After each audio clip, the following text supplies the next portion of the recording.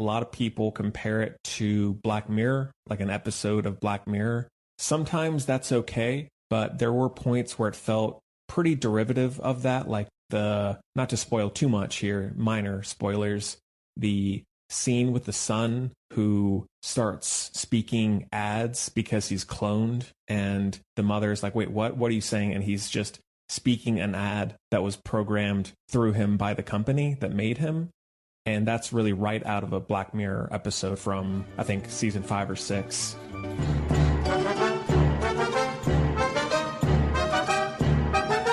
Hello, everybody. Welcome back to the FilmBudsPodcast. This is episode number 597, and my name is Henry.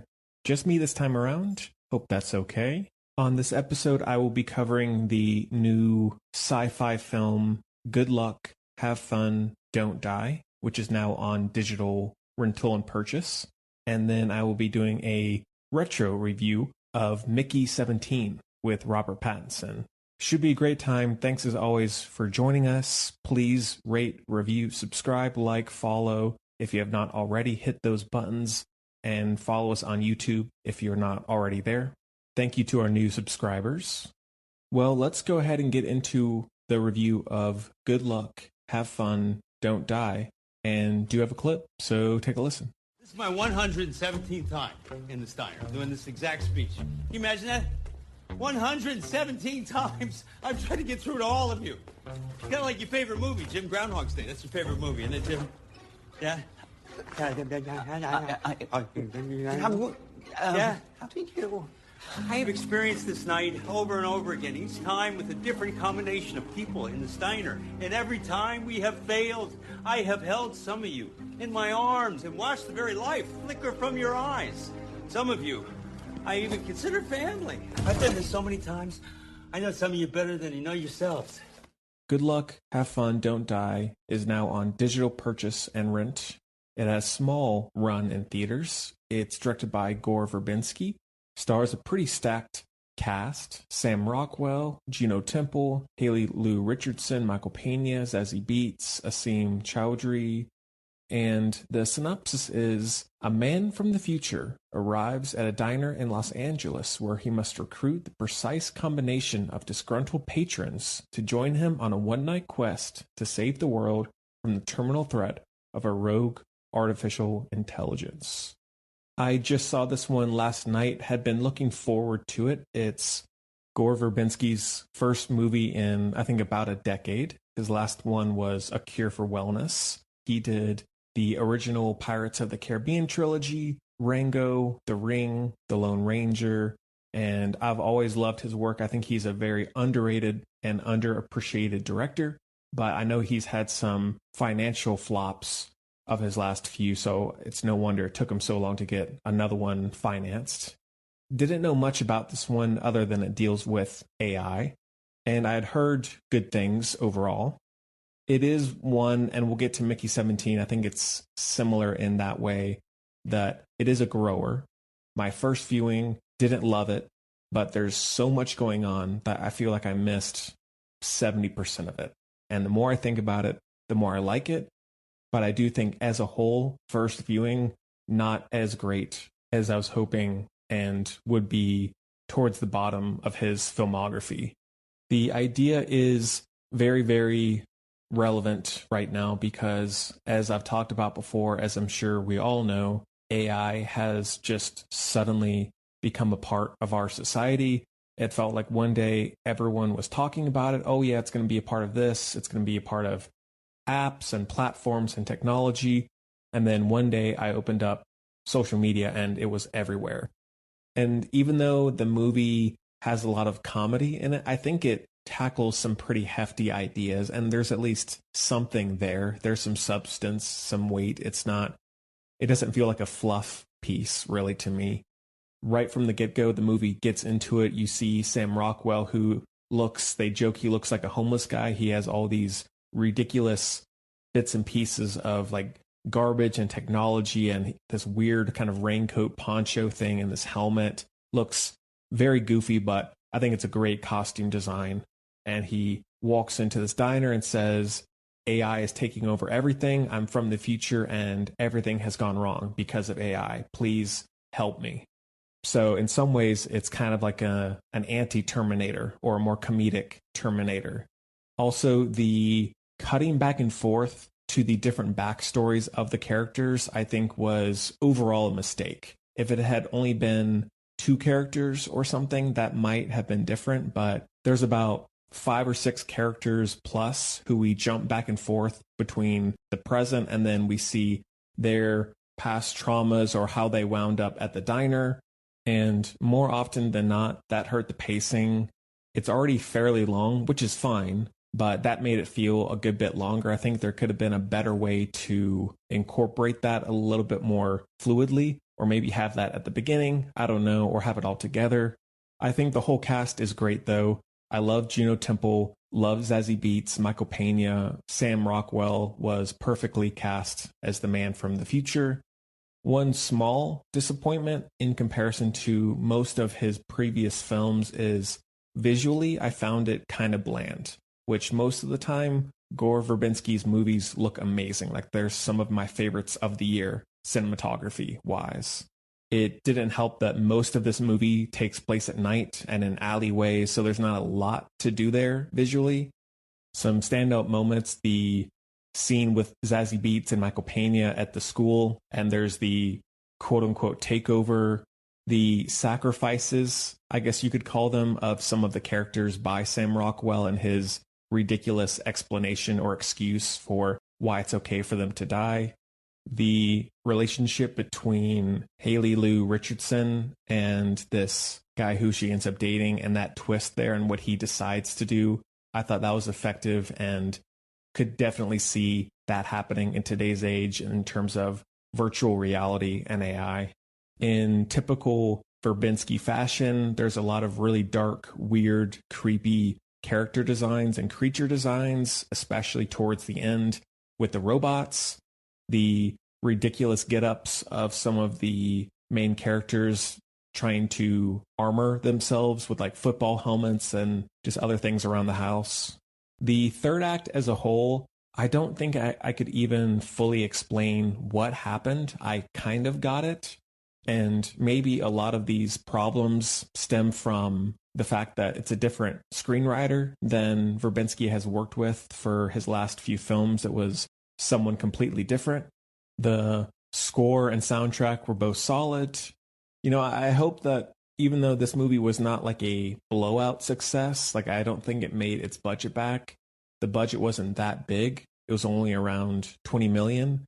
So I'm hoping that despite that, Gore Verbinski will get another opportunity to make more movies sooner rather than later. Heavy 3.5 out of 5. All right, let's get to the retro review, which is Mickey 17, and we also have a clip, so take a listen. Are you afraid to die? Yeah. You died plenty of times.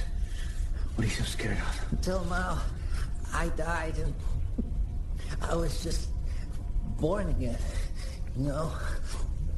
It felt like it was me continuing on. But now, once I die, it'll be over for me. It'll be you living on. You get what I mean?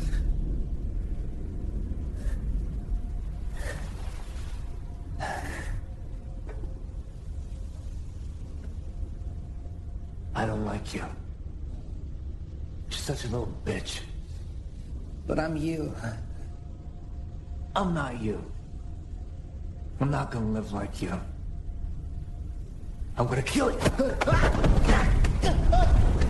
All right, Mickey 17 is now on a few different streaming services. It came out in 2025, directed by Bong Joon-ho, stars Robert Pattinson, Stephen Yeun, Michael Monroe, Patsy Ferran, Mark Ruffalo, Toni Collette. The names are all mixed up here. And the synopsis is, during a human expedition to colonize space, Mickey 17, a so-called expendable employee, is sent to explore an ice planet.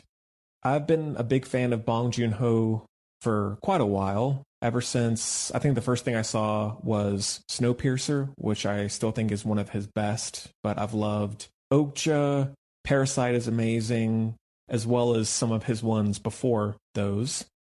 This one I had heard kind of mixed things. Some people said it was really ambitious, but didn't totally work. Some people said it's just misunderstood. It's fantastic. It was on a lot of top 10 lists last year. I only saw it for the first time a couple months ago. And like I was saying about Good Luck, Have Fun, Don't Die, this is one that I see growing over time. It's about at the same level as that film too. I think it is incredibly creative, ambitious, fully agree. And I will always take a flawed film like this that is trying to, go for the stars and doesn't hit everything perfectly, as opposed to just some cinematic universe slop that is just recycling the same things. Robert Pattinson definitely carries this movie. He's amazing, and he's really become one of the most interesting, fairly young actors working nowadays. How he changes his voice and his personalities for these different clones. He volunteers to go on this expedition where essentially he's just become expendable. He can just be put anywhere, do anything, and it doesn't matter if he dies. So the movie does, in very signature Bong Joon-ho fashion, it speaks to capitalism, social class differences, identity, the perspective of death if it's not final. And within that, there's more serious discussions, but then there's also plenty of satire, as Bong Joon-ho is known for. Usually, I don't really have much of an issue with his tone and how he balances the dark and the light. This one felt a little mishmashed, a little too uneven. And like Good Luck, Have Fun, Don't Die, it is too long. It's about the same length as that movie too. There was way too many subplots in the middle that go on too long that I just didn't really care that much about. And then the third act, Mickey is kind of sidelined in a lot of ways. And it more so focuses on the creeper creatures that they're trying to get. So at that point, I was just kind of ready for it to be over. I didn't really know why we were there necessarily. I was confused at a lot of things, like what all was going on.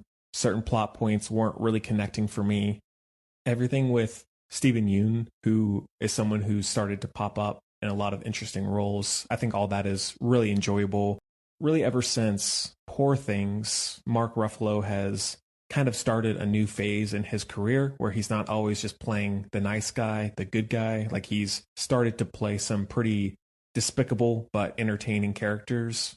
Same thing with Toni Collette. Love her and everything. She's great. The effects, the creature designs are all great, as they always are. 3.5 out of 5 for that one as well. I'll just end off with a few things that I've watched recently. Have watched a good bit. Some things I'll save because I think we will be doing them on the show fairly soon.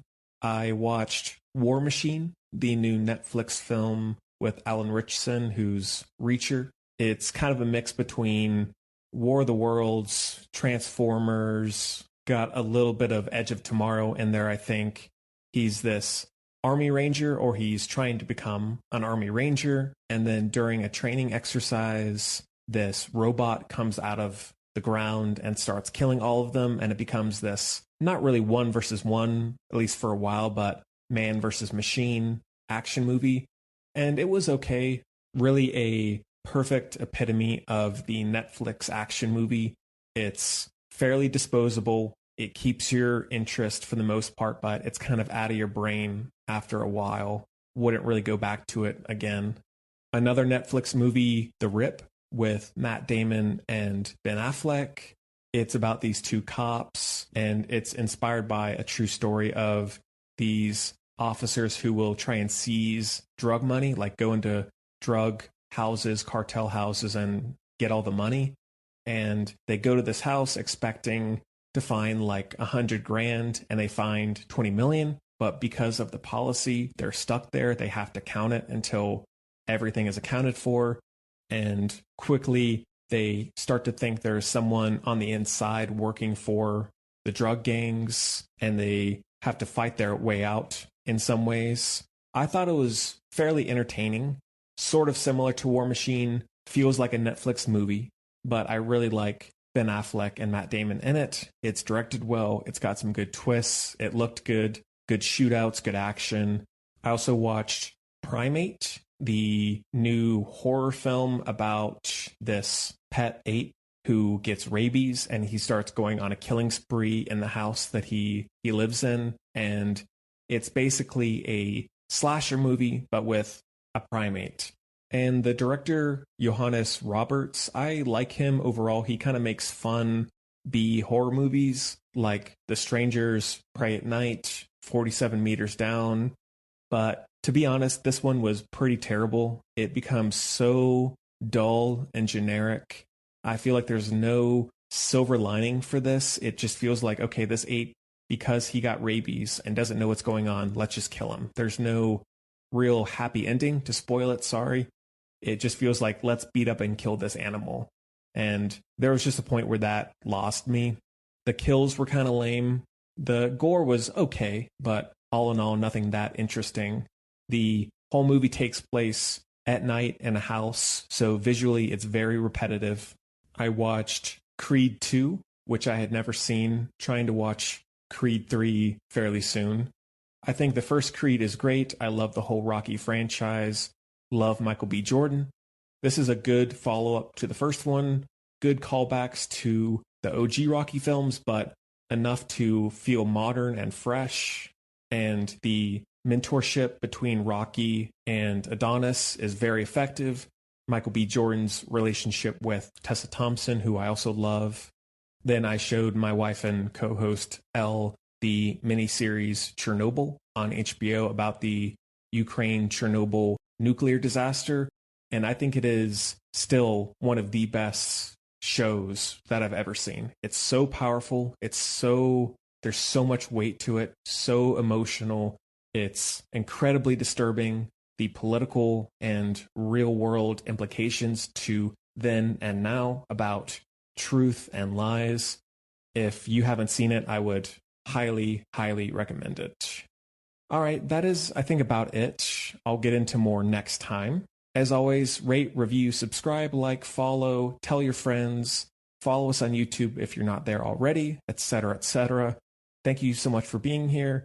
Thank you to all of our new listeners. We've had a bit of a jump recently. Really appreciate that. Keep it up, and hope you enjoyed it even half as much as I did. And I'll see you next time.